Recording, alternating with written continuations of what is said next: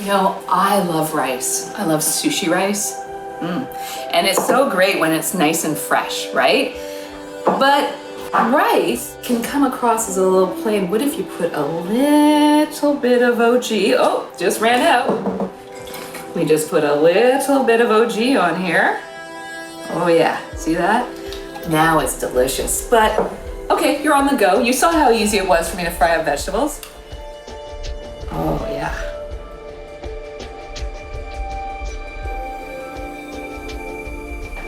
All you need is maybe you could just throw a little salad in here. And hey, it's looking pretty nice, don't you think? Let's just add a little something. If you want a little bit of crunch, try this. You know what's so good is when you put a little raw with the cooked. So if you want to get it really cooking, you add the OG on top, and oh my gosh.